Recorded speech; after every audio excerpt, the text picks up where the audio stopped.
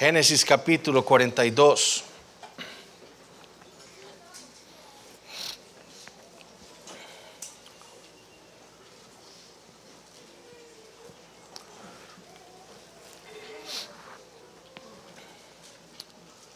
Dice así la palabra del Señor. Viendo Jacob que en Egipto había alimentos, dijo a sus hijos: ¿por qué os estáis mirando? Y dijo: he aquí, yo he oído que hay víveres en Egipto. Descended allá y comprad de allí para vosotros, para que podamos vivir y no muramos. 22 años han pasado desde que Josué fue vendido por sus hermanos a aquellos ismaelitas que terminaron vendiéndolo como esclavo a Potifar en Egipto. José tiene ahora entonces 39 años de edad. De 17 años salió de la tierra de Canaán hacia Egipto. 11 años sirvió en la casa de Potifar. 2 años estuvo sirviendo en la cárcel. Y los últimos 9 años le ha estado sirviendo a Faraón como el administrador de toda la tierra de Egipto. 9 años en donde se han cumplido 7 años de abundancia y los 2 primeros años de la gran hambruna que Dios le había revelado a Faraón en aquellos sueños. Y fue en este momento cuando en la providencia de Dios la familia de Jacob no solo se encuentra con carencia de alimentos, sino que también de alguna manera llega a los oídos del patriarca de Jacob que en Egipto hay alimento en abundancia. Qué casualidad. Qué casualidad que cuando empieza la carencia de alimentos en la familia de Jacob, llega a los oídos de él la noticia de abundancia de alimento en Egipto, donde está José. De nuevo, mis hermanos, esto no es una casualidad. Esta es la historia de Dios. Él está ejecutando su plan. Su tiempo se ha cumplido para llevar a Israel a Egipto, como Él se lo había prometido a Abraham muchos años antes. Pero antes de meterlos en aquella tierra, Dios debe tratar con esta familia. Como vimos en los capítulos previos, la familia de Jacob era una familia totalmente disfuncional. Un padre egoísta, con favoritismos, desinteresado por sus hijos, cobarde, pasivo. Hijos asesinos, crueles, ladrones, vagabundos, fornicarios como Judá, rebeldes. Dios primero tenía que tratar con ellos antes de que ellos pudieran ser usados por Dios como el instrumento para traer al Redentor al mundo. Ya Dios había tratado con José. En Génesis capítulo 38, en estos 22 años, el Señor también ya ha tratado con Judá. Faltaban ahora el resto de los 9 hermanos mayores y el menor. Y faltaba también tratar con Jacob. Pero aquí en el capítulo 42, Dios inicia tratando con los 10 hermanos mayores de José. Judá en algún momento en esos 22 años, al final, después de tener a sus 2 hijos, Fares y Zara, decide regresar a la casa de su padre. En este capítulo entonces, ya Judá estando con sus hermanos, Dios inicia tratando con ellos. Y eso es lo que vamos a estar viendo el día de hoy. Y lo haremos viendo 3 puntos. Como veremos, hay 3 escenas en este capítulo. Y esas 3 escenas van a ser los 3 puntos que veremos. En primer lugar, veremos a los hermanos de José en Canaán. En segundo lugar, veremos a los hermanos de José en Egipto. Y finalmente veremos a los hermanos de José de regreso en Canaán. En Canaán, en Egipto y de regreso en Canaán. Veamos entonces el primer punto, los hermanos de José en Canaán. De nuevo, versículos 1 y 2. Viendo Jacob que en Egipto había alimentos, dijo a sus hijos: ¿por qué os estáis mirando? Y dijo: he aquí, yo he oído que hay víveres en Egipto. Descended allá y comprad de allí para nosotros, para que podamos vivir y no muramos. Dios entonces había traído 7 años de abundancia en Egipto. Pero también después de aquellos 7 años, Dios había empezado ya a traer 7 años de hambruna, de una hambruna gravísima. Una hambruna que afectó, como vimos la semana pasada, no solo a Egipto, sino a toda la tierra, incluyendo la tierra de Canaán. Este es apenas el segundo año de esos terribles 7 años. Pero como vemos, a pesar de que han pasado 22 años, la familia de Jacob sigue igual. Ciertamente hace 22 años las cosas no estaban bien. El único quizás que hubiera pensado que las cosas estaban bien en aquel entonces era Jacob. Él estaba en su casa, en su tierra, junto a su hijo amado José. ¿Qué más podía necesitar? Pero ni siquiera en aquel momento estaban bien las cosas, porque sus hijos resentían a su padre. Y los resentían quizás no solo por haber fallado en proteger a su hija Dina de ser violada y despreciada por aquellos siquemitas, sino que también lo resentían por su desprecio hacia ellos y su favoritismo hacia José. Ya han pasado 22 años y las cosas, mis hermanos, siguen igual. Y por un lado es entendible.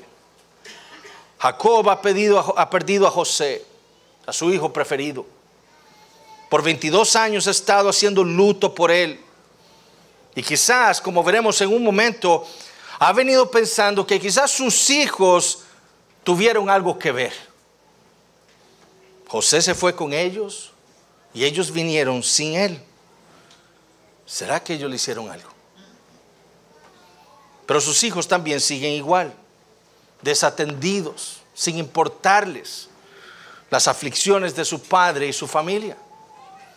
Por eso es que en medio de la hambruna que están pasando en Canaán, y que por la providencia de Dios Jacob ha visto, él dice, ¿verdad? Él quizás ha visto otros cananeos que vienen con alimentos de Egipto y ha escuchado, en Egipto hay comida, hay grano.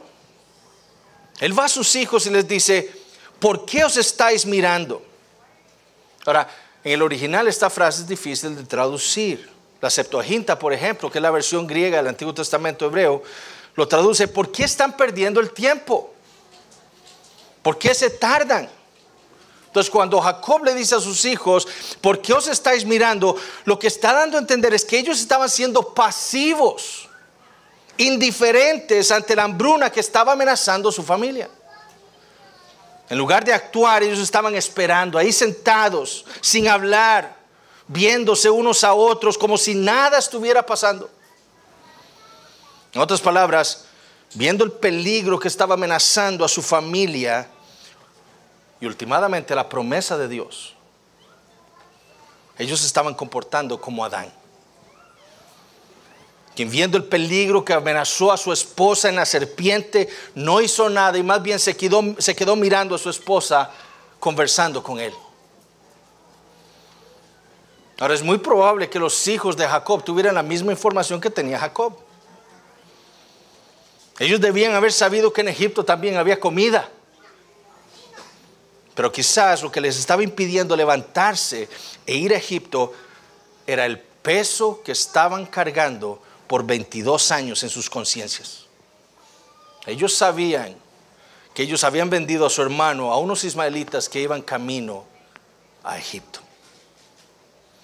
Ir a Egipto entonces sería enfrentar ese pecado que habían querido ocultar en sus corazones por 20 años. Pero su padre sabía que si ellos no iban a Egipto, su familia llegaría a morir de hambre. La promesa de Dios de nuevo estaba nuevamente en peligro si ellos se quedaban en Canaán. Por eso les ordena, descended allá y comprad de allí para nosotros. Ahora, ¿qué hacen los 10 hijos de Jacob? Bueno, al escuchar la orden que Jacob le da a los 10 hijos, los hermanos de José, como lo describe Moisés, ellos se levantan, toman 10 asnos, obviamente uno para cada uno, y descienden a Egipto. El único que no descendió con ellos fue el menor, Benjamín, que muy probable, siguiendo la cronología de Génesis, tendría aquí unos 24 años de edad. Pero veamos la razón por la cual Jacob no permite que su hijo menor fuera con sus 10 hermanos a Egipto. Versículo 4. Mas Jacob no envió a Benjamín, hermano de José, con sus hermanos, porque dijo, no sea que le acontezca algún desastre. Benjamín fue para Jacob lo que una vez había sido José. Después de la supuesta muerte de José, Benjamín se había convertido entonces ahora en el hijo favorito de Jacob. Él era, recuerden, el otro hijo de su esposa amada. Si un día Jacob había enviado a José con sus hermanos y él no regresó, le podría suceder lo mismo a Benjamín. Mejor, pensó Jacob, no lo envío con ellos y se queda aquí conmigo. Perderlo para mí, pensó Jacob, sería un desastre, literalmente una tragedia. Los 10 hermanos de José, entonces, como lo describe Moisés, descienden a Egipto. Y esta va a ser la segunda y más extensa escena en este capítulo. Y es el segundo punto del sermón, los hermanos de José en Egipto. Versículos 5 y 6. Vinieron los hijos de Israel a comprar entre los que venían, porque había hambre en la tierra de Canaán. Y José era el señor de la tierra, quien le vendía todo el pueblo de la tierra. Y llegaron los hermanos de José y se inclinaron a él rostro a tierra. Los 10 hermanos de José entonces con sus asnos, ellos no descienden solos a Egipto. Con ellos descienden muchos otros cananeos que van con la esperanza de comprar grano y llevarlo de regreso a Canaán, con el propósito de sobrevivir. Sin embargo, para poder hacerlo, todos los cananeos, incluyendo los hermanos de José, ¿sí?, tienen que ir a José para poder comprar. Eso implicaba entonces un viaje de por lo menos 3 semanas, desde Canaán, donde estaban ellos, hasta Egipto. Especialmente porque en aquel tiempo, durante el Reino Medio, la capital del reino estaba en Egipto Alto, y era la ciudad de Tebes, muy cerca del río Nilo. Ahí era probablemente donde estaba José, y era a él a quien todo extranjero debía ir. Porque como nos dice Moisés, José era el señor de la tierra, quien le vendía a todo el pueblo de la tierra. Es decir, todo el que quería comprar grano debía presentarse ante José porque él era el encargado. Y de nuevo la pregunta, o el dicho, qué casualidad. Debido a esto, entonces, los hermanos de José tienen que ir hasta Tebes, presentarse delante de José, el administrador del reino, para comprar. Y cuando llegan delante de él, hacen lo que todos los compradores entendían debían hacer cuando estaban delante del Señor de Egipto. Se inclinaron a él rostro a tierra, cumpliendo parcialmente el primer sueño que Dios le había dado a José 22 años atrás. Parcialmente porque falta Benjamín. Versículos 7 y 8. Y José, cuando vio a sus hermanos, los conoció, mas hizo como que no los conocía. Y les habló ásperamente y les dijo, ¿de dónde habéis venido? Ellos respondieron, de la tierra de Canaán, para comprar alimentos. José pues conoció a sus hermanos, pero ellos no le conocieron. Cuando José ve a sus hermanos, los reconoce inmediatamente. Ellos eran sus 10 hermanos mayores. Él podía reconocer su idioma, podía reconocer sus ropas, podía reconocer sus barbas. Como semitas, ellos usaban barbas.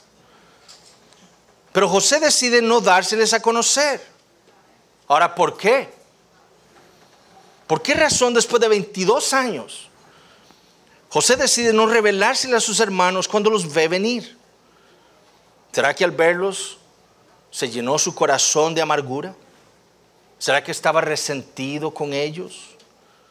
Bueno, yo no creo que esta haya sido la razón.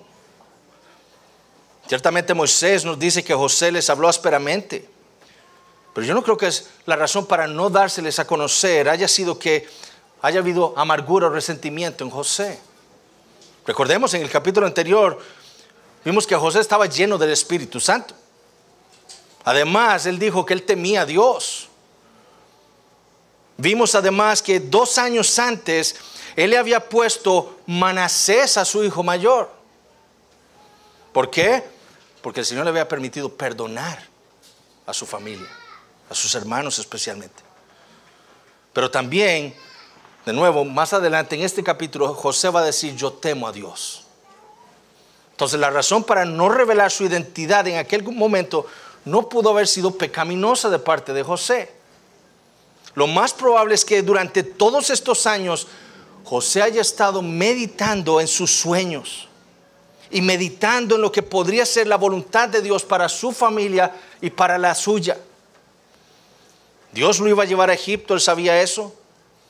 Para José entonces era muy importante averiguar si sus hermanos seguían siendo los mismos hermanos que le habían hecho tanto mal a él en el pasado. Por eso es que él decide inicialmente ocultar su identidad. Ahora, la razón por la cual sus hermanos no pudieron reconocerle a él son obvias. En primer lugar, José ya no es un adolescente. Él es un hombre de 39 años. Segundo, sus vestidos no eran los de un esclavo, sino los de un rey, los de un señor que gobierna la tierra. Tercero, su rostro es más maduro. No era como el de ellos, ¿verdad? Ellos eran semitas, tenían barba. José estaba rasurado. Su cabello también era diferente. Además, José tenía otro nombre, Safnat Panea, no José.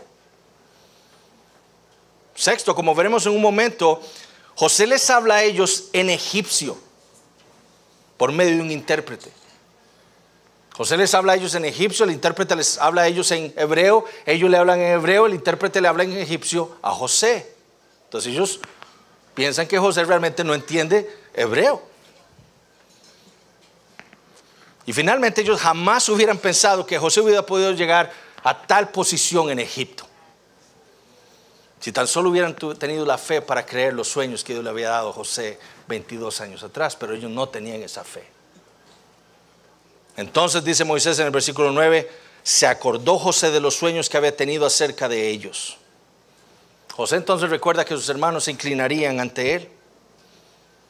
Recordándolo entonces que Dios traería a su familia a él, José debía averiguar, como les dije, la condición espiritual de sus hermanos. ¿Serían ellos los mismos asesinos, sin misericordia, llenos de odio que hace 22 años atrás? ¿Sacrificarían ellos a otro hermano por salvar su pellejo? José entonces, lleno del Espíritu Santo, trama un plan. Y parece que es un plan que él trama al instante. Yo creo que José ha venido planeando lo que va a hacer con sus hermanos desde hace mucho tiempo, porque él sabe lo que Dios iba a hacer. Dios me ha traído aquí, él va a traer a mi familia. ¿Cómo voy a hacer yo para que Dios trate con mis hermanos? ¿Cómo puedo confirmar si mis hermanos siguen siendo los mismos? ¿Cómo ser el instrumento de Dios para confrontarlos y llevarlos al arrepentimiento y a la fe? Bueno, muy fácil. Los acuso. Versículo 9. Y les dijo, espías sois, por verlo descubierto del país habéis venido. Ahora uno puede pensar, porque vamos a ver cómo este es un plan de José para sus hermanos, confrontarlos con su maldad, con lo que ellos habían hecho con él muchos años atrás, para llevarlos al arrepentimiento. Y uno puede pensar, ¿por qué acusarlos de ser espías? ¿Será acaso que eso fue lo que sus hermanos dijeron de José cuando lo vieron venir de parte de su padre? Eres un espía, vienes a decirle a papá todo lo que nosotros hacemos, y se le tiraron encima. Podría ser. De nuevo el texto no lo dice. Pero podríamos pensar que José está siendo tan sabio en usar las mismas palabras que él usaron contra él para traer a su memoria su pecado y confrontarlos. Ahora, en aquellos días se sabe que muchos extranjeros habían invadido Egipto, entrando por los lugares que no estaban amurallados, por las partes desnudas de Egipto. Cientos de años después los hicsos conquistarían Egipto así. Entonces la acusación no era algo descabellado. Ahora, mi opinión es esa. José está siendo tan sabio que está usando las palabras con las que ellos lo acusaron a él antes, 22 años antes, para traer a su memoria lo que ellos hicieron y llevarlos al arrepentimiento. Ahora imaginemos el temor que debió haber invadido el corazón de los hermanos de José. Ellos están en Egipto con el propósito de comprar grano y de pronto se encuentran al segundo hombre más importante sobre todo el mundo y acusándolos a ellos de ser espías. Qué terror debieron haber padecido en aquel momento. ¿Qué le responden a José? Versículos 10 y 11. Ellos le respondieron: no, Señor nuestro, sino que tus siervos han venido a comprar alimentos. Todos nosotros somos hijos de un varón, somos hombres honrados. Tus siervos nunca fueron espías. De nuevo, hay que imaginarse el terror con el que pudieron haber dicho estas palabras, sobre todo sabiendo que era mentira. Pero aquel palacio, aquel varón frente a ellos debieron haber impresionado sus mentes. Ciertamente vamos a morir. Lo que hacen entonces es refutar la acusación. No somos espías, somos hermanos, hijos de un varón. Y eso era verdad. ¿Cómo iban a ser espías 10 hermanos? ¿A qué padre se le hubiera ocurrido enviar a 10 hijos, a sus 10 hijos, a espiar una tierra para que los maten a todos? Con la posibilidad de que le maten a toda su descendencia. Eso sería una locura. Eso era algo ilógico. Entonces ellos no podían ser espías. Eso era verdad, pero también mienten. Somos hombres honrados. Literalmente somos hombres honestos, justos. Eso ciertamente era una mentira. Pero ellos no eran hombres honestos ni justos. No solo habían querido matar a su hermano, sino que lo habían vendido por dinero. Pero también engañaron a su padre y por 22 años han ocultado la verdad, haciéndole creer que su hijo favorito estaba muerto, cuando ellos sabían que no era cierto. Si había algo que ellos eran, era que no eran honestos. José entonces los sigue presionando. Versículo 12. Pero José les dijo: no, para haberlo descubierto del país habéis venido. De nuevo, esta es una prueba de José. José los está probando. Ellos entonces, tratando de explicar su origen, revelan aún más información de su familia. Versículo 13. Y ellos respondieron: tus siervos somos 2 hermanos, hijos de un varón en la tierra de Canaán, y aquí el menor está hoy con nuestro padre, y otro no parece. Aquí de nuevo ellos hablan con verdad. Ellos ciertamente son 2 hermanos. 10 están frente a José. Uno está con su padre en Canaán y otro no parece, dice. De nuevo, esto es cierto. Ahora, obviamente ellos no le van a decir a aquel señor que los está acusando a ellos de ser espías lo malos que ellos realmente eran. Ellos no le iban a decir que uno de ellos, el que no aparecía, no estaba con ellos porque ellos lo habían querido matar y porque ellos vendieron a su propio hermano de sangre a unos ismaelitas. Eso los haría lucir muy mal. Pero de nuevo es claro en todo esto que Dios en su providencia está sacando todo esto de donde ellos lo habían ocultado en sus corazones. 22 años, mis hermanos, tienen ellos de no mencionar el nombre de José. Y ahora, la prueba de José, la acusación, lo ha traído a sus mentes. José entonces continúa la prueba. Él había conocido a Benjamín. Benjamín era muy pequeño cuando José fue vendido a Egipto. Quizás tenía unos 2 años de edad. Él sabía que sus hermanos le habían tenido celos a él por ser hijo de la esposa amada de su padre. Si esto le habían hecho a él, se lo habrían hecho a Benjamín, el otro hijo de la esposa amada de Jacob. Estarían mintiéndole ellos ahora a él, diciendo que Benjamín estaba con vida en la casa de su padre cuando no lo estaba. ¿O será que también le habían hecho daño a Benjamín? ¿Será que ellos también no habían cambiado? José entonces les dice en el versículo 14 al 16. Y José les dijo: eso es lo que os he dicho, afirmando que sois espías. En esto seréis probados. Vive Faraón, que no saldréis de aquí, sino cuando vuestro hermano menor viniere aquí. enviad a uno de vosotros y traiga a vuestro hermano, y vosotros quedad presos, y vuestras palabras serán probadas, si hay verdad en vosotros. Y si no, vive Faraón, que sois espías. La única manera de que José pudiera confirmar que Benjamín estaba aún con vida y que ellos no le habían hecho daño a él todavía, era que ellos lo trajeran. Y usando la acusación para probar a sus hermanos, José les ordena entonces enviar a uno de ellos de vuelta a Canaán para traer a Benjamín. Los otros se quedarían en Egipto hasta que los otros dos regresaran.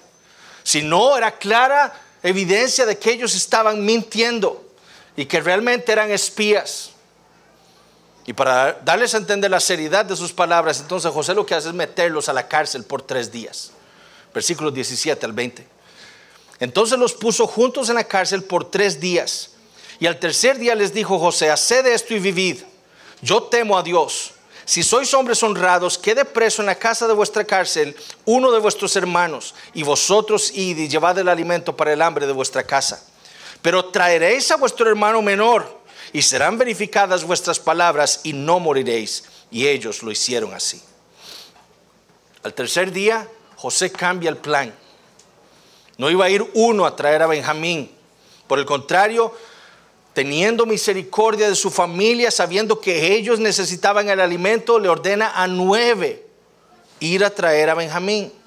Por eso sabemos que José no está pecando en todo esto contra sus hermanos.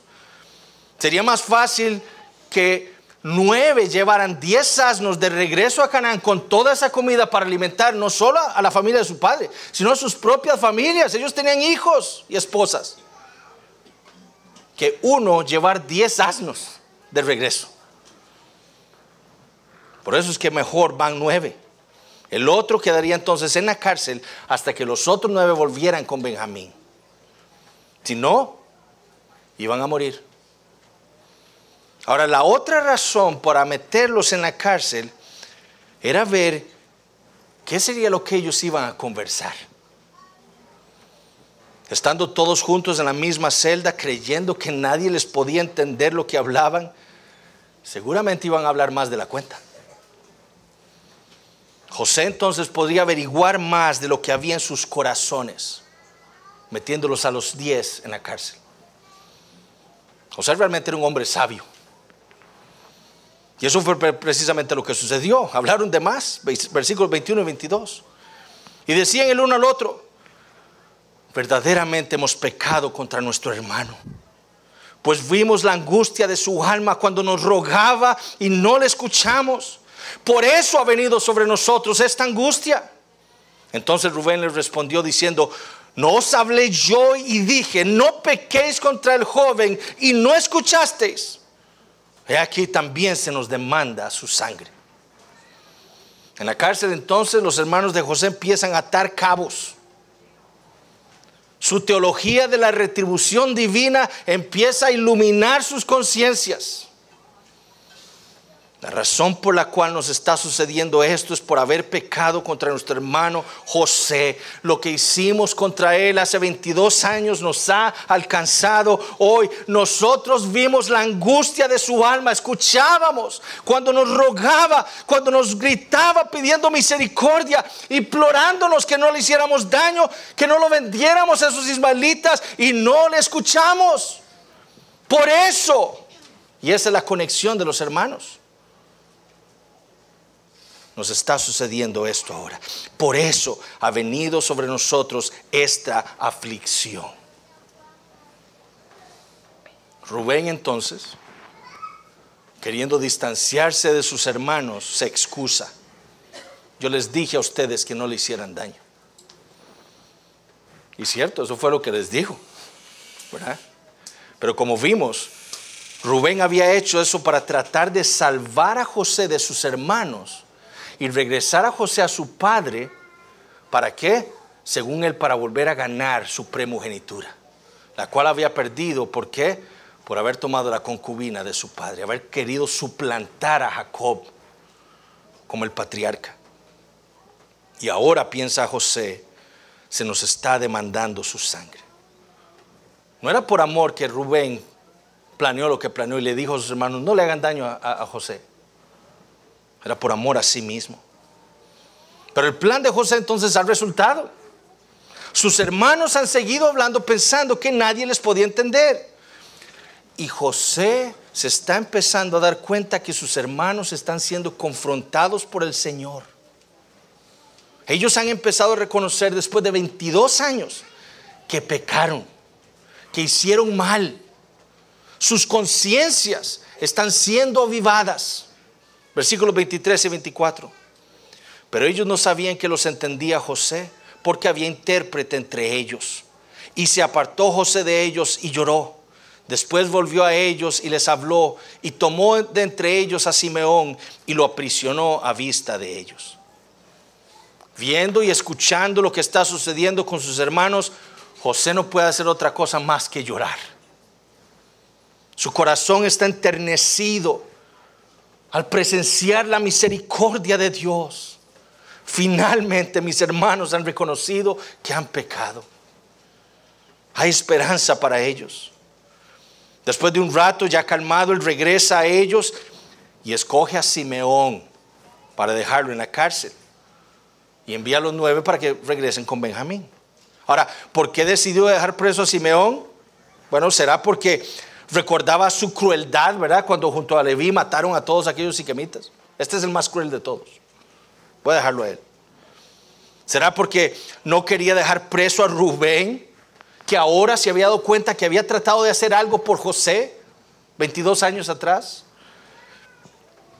¿Será porque era el segundo hijo de Lea para reemplazar al segundo hijo de Raquel? El segundo por el segundo. La verdad no lo sabemos. Versículos 25 al 28. Después mandó José que llenaran sus sacos de trigo y devolviesen el dinero de cada uno de ellos, poniéndolo en su saco, y les diesen comida para el camino. Y así se hizo con ellos, y ellos pusieron su trigo sobre sus asnos y se fueron de allí. Pero abriendo uno de ellos su saco para dar de comer a su asno en el mesón, vio su dinero que estaba en la boca de su costal y dijo a sus hermanos: mi dinero se me ha devuelto, y helo aquí en mi saco. Entonces se les sobresaltó el corazón y espantados dijeron el uno al otro: ¿qué es esto que nos ha hecho Dios? José entonces, por el amor a su padre, el amor a su familia, ordena a sus siervos egipcios llenar los sacos de sus hermanos, los que habían traído a Egipto, para llevar comida. Además les ordena que les dan comida para el largo camino que les espera, 3 semanas de viaje. Pero también en secreto les ordena a sus siervos a regresarles el dinero que ellos habían traído para comprar la comida. Pongan el dinero de ellos de vuelta en su saco.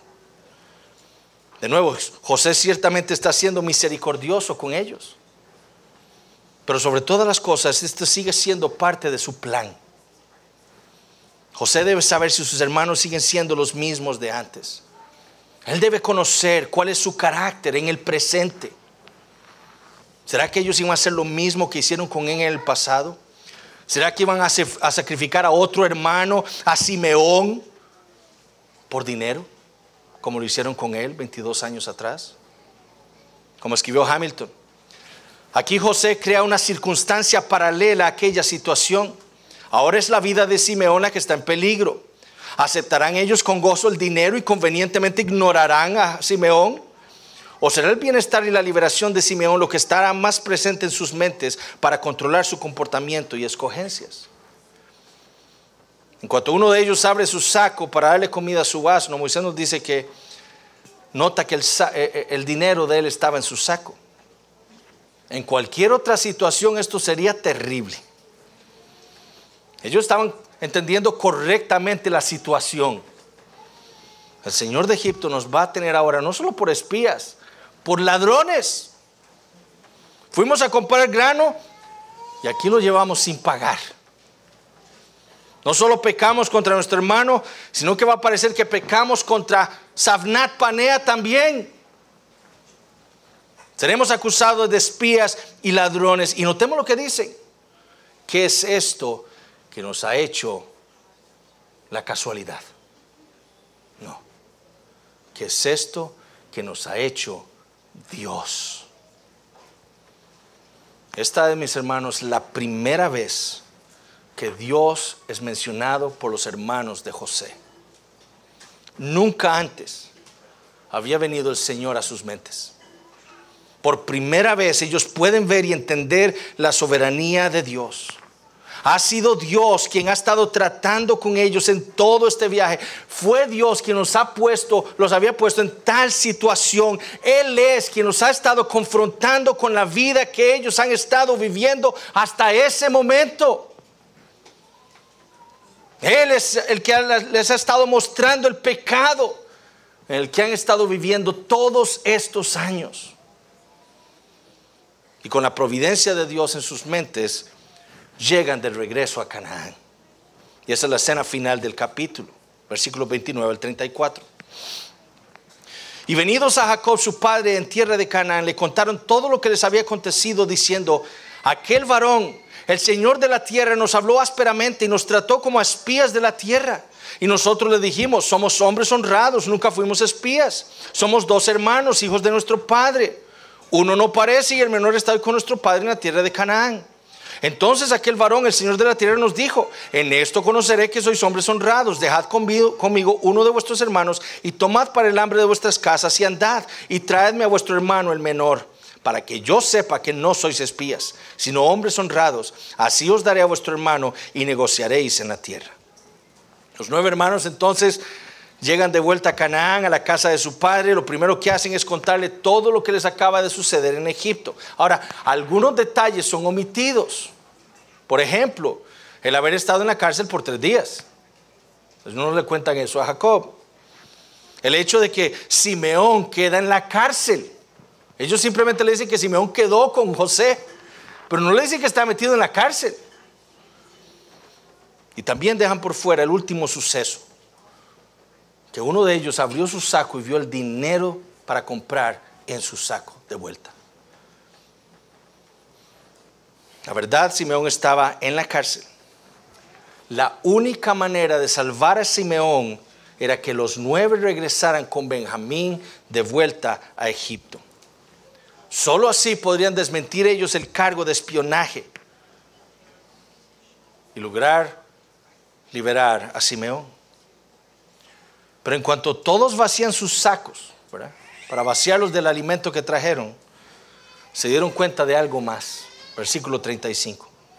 Y aconteció que vaciando ellos sus sacos, he aquí que en el saco de cada uno estaba el atado de su dinero. Y viendo ellos y su padre los atados de su dinero, tuvieron temor. De nuevo, en su renovada teología, su pecado los había alcanzado. Dios estaba tratando con ellos.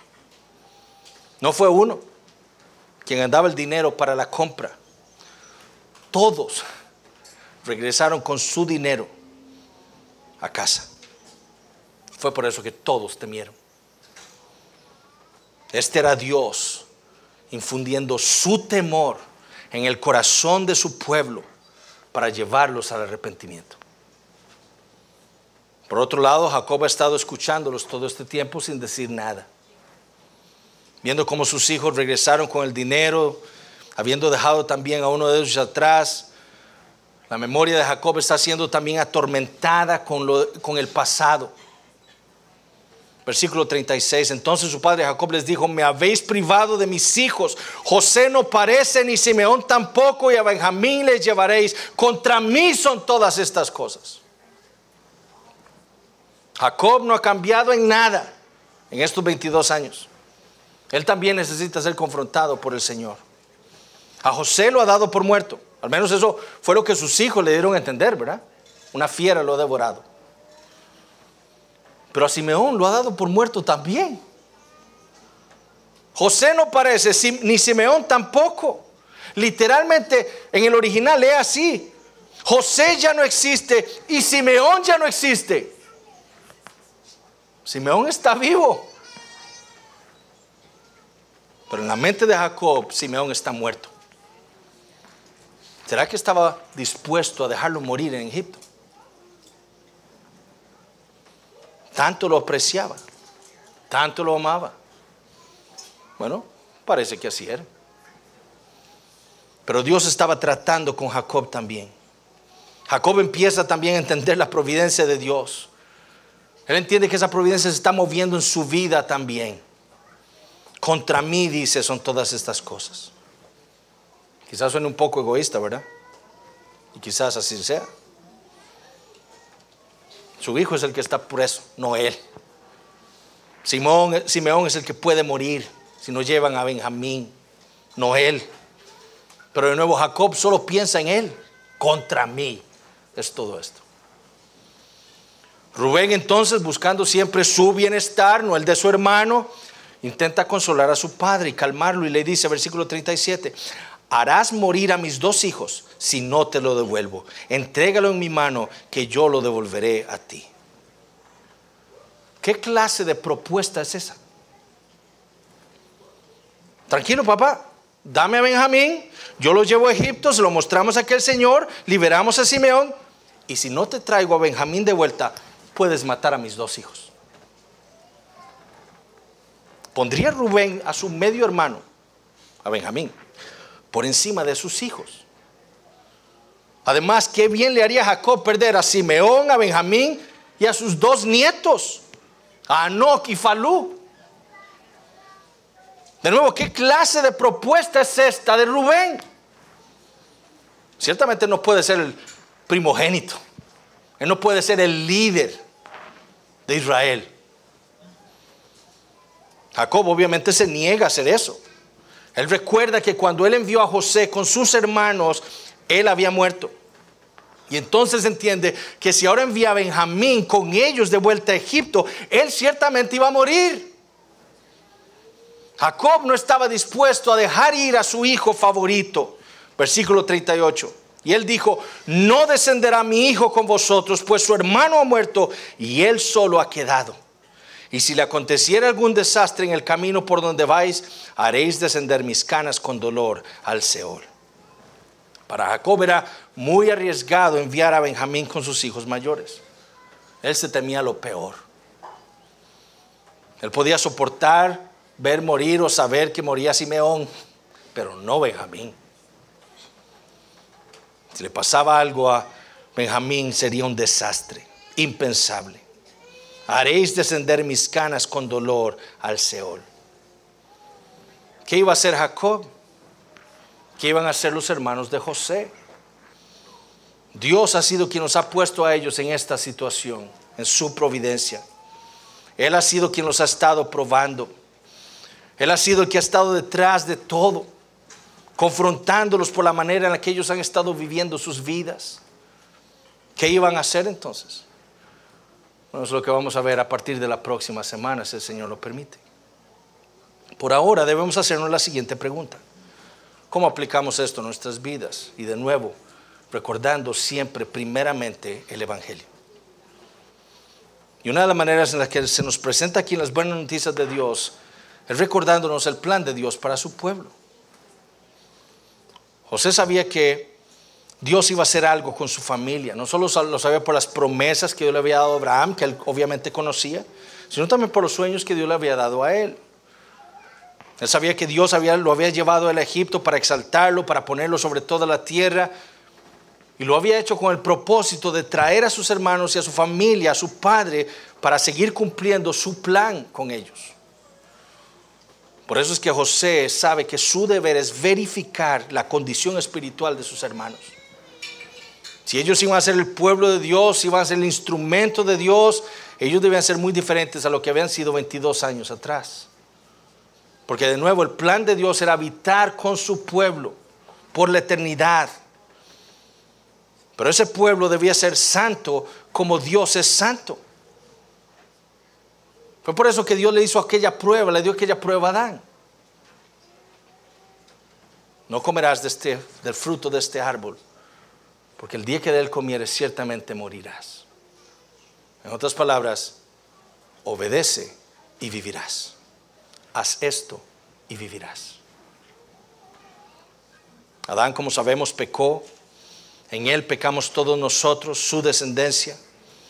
Y en Adán todos y cada uno de nosotros fuimos expulsados delante de la presencia de Dios. ¿Por qué? Porque Dios es santo y nosotros no lo somos. Como pecadores no podíamos estar delante de su presencia.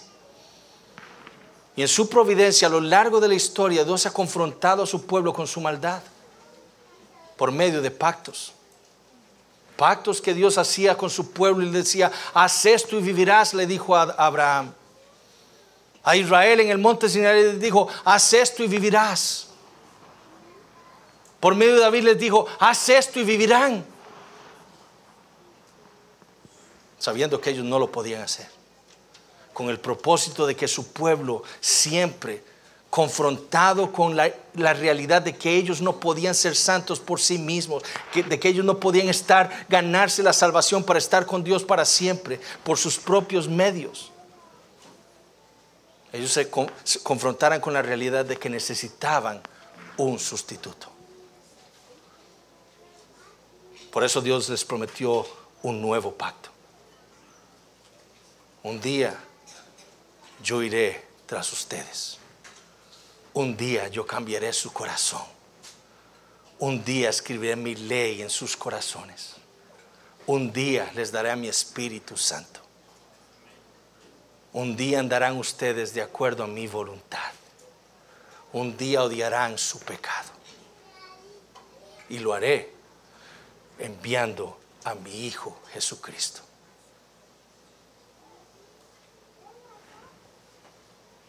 Fue Él quien estuvo 3 días, no los hermanos de José, 3 días en el foso de la tierra, en la tumba.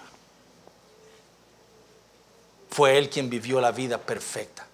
Fue Él el único que pudo decir, yo hice y tuve la vida. Fue el único que lo pudo cumplir y lo hizo por nosotros, para darnos esa justicia perfecta. Y murió en la cruz un día para traer perdón a nosotros. Y estuvo 3 días en la tumba para traer ese perdón. Pero el tercer día salió, resucitó y fue exaltado hasta lo sumo para darnos a nosotros la esperanza de la vida. Cristo fue el que hizo todo. Pero también, mis hermanos, en segundo lugar, nosotros debemos entender la manera en la que Dios cuida espiritualmente de nosotros. Hebreos 12:6 dice, porque el Señor al que ama disciplina y azota a todo el que recibe por hijo. Bueno, ciertamente Dios nos ha provisto de la salvación. Él ha obrado un milagro en nuestras vidas, nos ha resucitado espiritualmente por medio de la fe en Jesús. Pero en su providencia aún queda pecado en nuestra carne. Somos nuevas criaturas, pero en esta vida el pecado aún mora en nuestra carne. Y con ese pecado, mis hermanos, pecamos contra Dios. Le ofendemos. Aquel que nos salvó, aquel a quien nosotros ahora llamamos Padre, a Él ofendemos haciendo cosas que Él aborrece, que Él nos ha dicho claramente en su palabra que son pecado.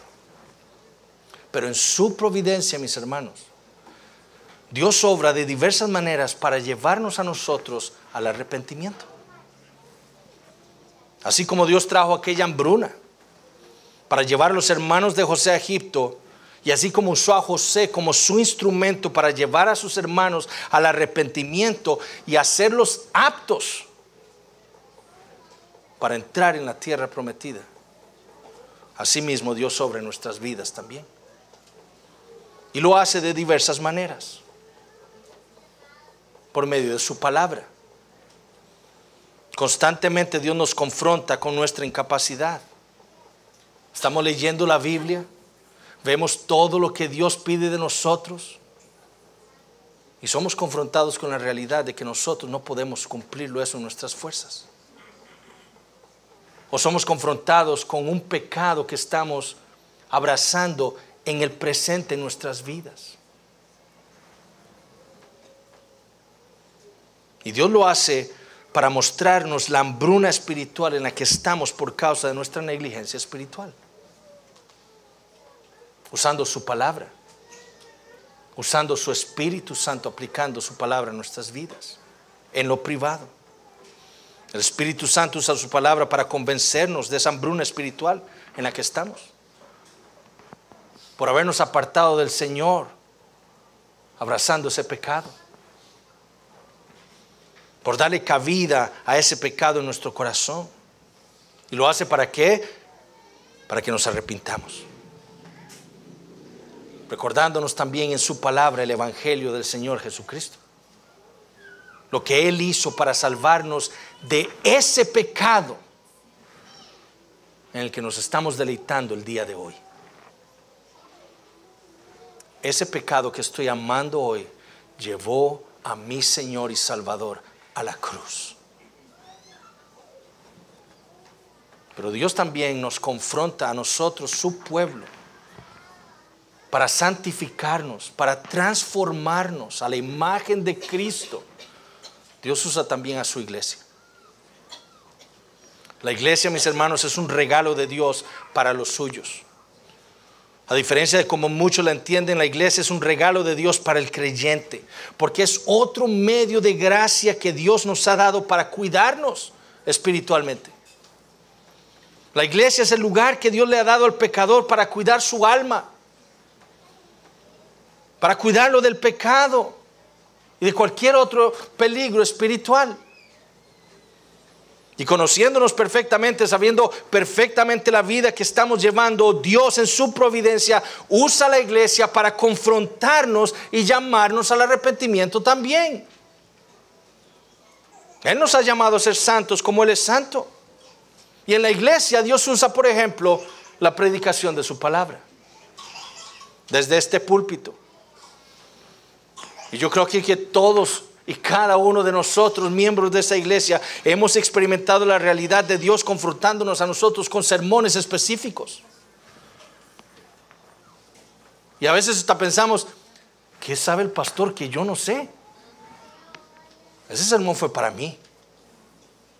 Pero no es que el pastor sepa algo, es que Dios sabe nuestros corazones. Y en su providencia, recuerden, aquí predicamos capítulo por capítulo. Aquí no tenemos algo, voy a tirarle a José Mora. No, no se puede. Es Dios trayendo su palabra a su pueblo providencialmente para tratar con cada uno de nosotros. Es Dios mostrándonos nuestra hambruna. Eso es lo que el Señor usa. ¿Para qué? Para cumplir su palabra. Al que ama, disciplina. Pero Dios usa la iglesia también para cuidarnos espiritualmente, usando la disciplina eclesiástica. Dios usa, hermanos, que por ejemplo ven nuestra decadencia espiritual. Hermanos en la iglesia, que nos ven a nosotros, que no somos los mismos. ¿Qué le pasó a este hermano? Antes llegaba temprano, estaba pendiente de otros, hablando, conversando. En la semana llamaba. Ahora se acabó. Ya no es el mismo. ¿Qué le pasó a esta hermana que antes venía a las reuniones de mujeres, quería aprender tanto, pasaba preguntando, comprando libros, servía en la iglesia y ahora está sentada y no hace nada? ¿Qué habrá pasado?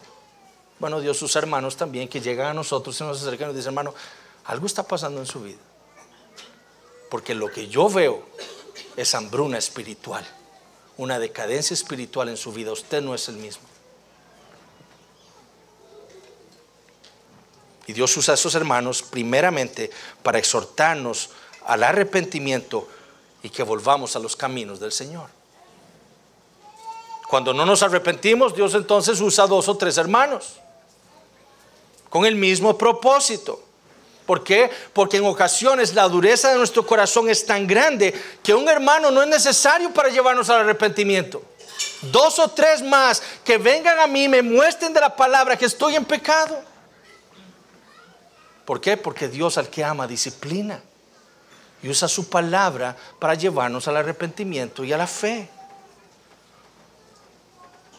Y cuando no nos arrepentimos y preferimos seguir viviendo en el pecado, Dios entonces usa finalmente a toda su iglesia para confrontarnos. Si no los escucha, ve y dilo a la iglesia. En su providencia entonces Dios usa toda la iglesia para cuidarnos.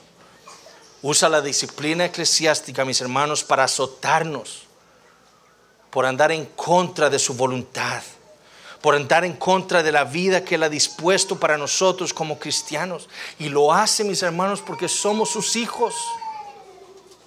Esa es la razón. Su deseo es llevarnos al arrepentimiento. Las exhortaciones entonces de toda la iglesia buscarán confrontar nuestro pecado para llevarnos al arrepentimiento y traernos de vuelta a la comunión con Dios, la cual hemos perdido por amar el pecado, por amar una vida en contra de la voluntad de Dios para nosotros.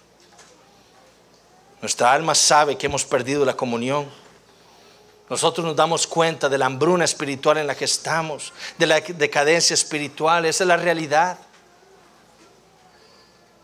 El hecho de que ya no tenemos la comunión que teníamos con los hermanos, el hecho de que ya no sirvamos en la iglesia como antes, el hecho de que ya no asistamos con tanta gana, es evidencia de que no tenemos comunión con Dios.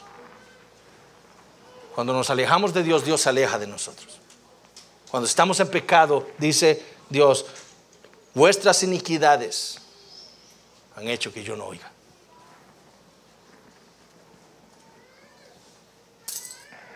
Bueno, cuando persistimos en vivir así, Dios usa entonces la iglesia para confrontarnos y llamarnos al arrepentimiento. Y si no escuchamos, si no obedecemos la verdad de Dios, Dios le ordena a la iglesia expulsarnos. ¿Por qué?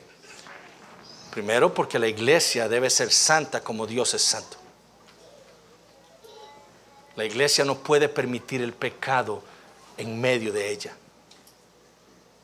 porque la iglesia le pertenece a Cristo. Y segundo, porque Dios al que ama disciplina y azota a todo el que recibe por hijo. El que prefiere el pecado que a Dios está demostrando que no es un hijo de Dios. Está demostrando que Dios no ha hecho una obra en él y que es un publicano más. No despreciamos, mis hermanos, la disciplina de la iglesia. Ella es, como le han llamado muchos sabios, el molino de Dios para santificar a su pueblo. Duele, pero es para nuestro bien. Es dura, pero al final, mis hermanos, si nos arrepentimos y confesamos nuestro pecado, encontraremos paz, consuelo y el gozo que habíamos perdido por andar en esa vida de pecado. Dios, mis hermanos, no nos va a dejar andar en la carne. Dios va a hacer que nosotros andemos conforme al Espíritu, conforme a su voluntad. Entonces es importante nosotros que entendamos nuestra responsabilidad como miembros de esta iglesia los unos con los otros. Bueno, no puede ser que nosotros veamos un hermano que no ande como andaba antes bien y dejemos las cosas así. Busquemos al hermano o a la hermana. También tenemos que entender que nuestro hermano no quiere mi mal cuando se acerca a mí. No le está viendo que yo estoy mal. Yo debo pensar lo mejor de mi hermano. El hermano quiere mi restauración. La iglesia tampoco quiere mi mal cuando me dice, tú estás en pecado, tienes que arrepentirte.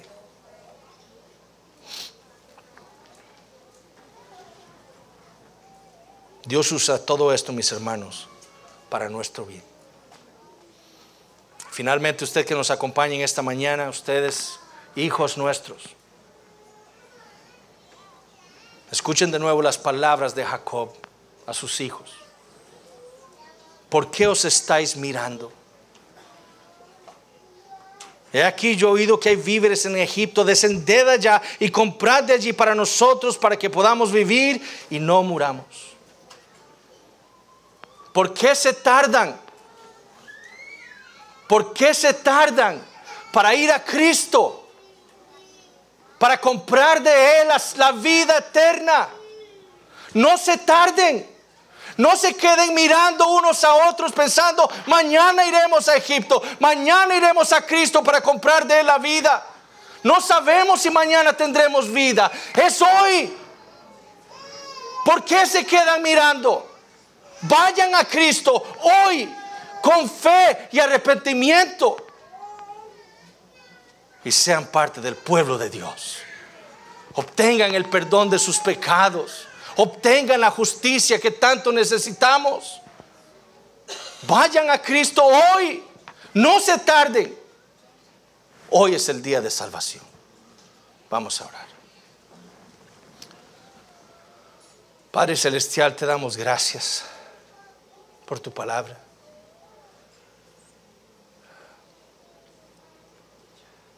Oh Señor, tú eres bueno con nosotros. Y tú, Padre, no nos dejarás nunca en nuestro pecado. Tú, Señor, lo confrontarás con tu palabra y tu espíritu. Porque tú quieres un pueblo santo como tú eres santo. Oh Señor, perdónanos. Perdónanos por albergar pecados ocultos. Por estarlos, Señor, cuidando. En vez de estarnos arrepintiendo y mortificando cada uno de ellos. Oh Señor, haz de nosotros, miembros de esta iglesia, como individuos y como iglesia local, Señor, cada día más santos. Transfórmanos a la imagen de tu Hijo Jesucristo. Y te pedimos por nuestros hijos. Te pedimos, Señor, por las visitas que están entre nosotros hoy. Tengan misericordia de ellos también. Dale la fe para que puedan venir a Cristo hoy. Para que puedan ver su condición espiritual delante de ti. Y puedan creer que en Cristo hay salvación para sus vidas. Te damos gracias por tu palabra. En el nombre de Jesús oramos. Amén.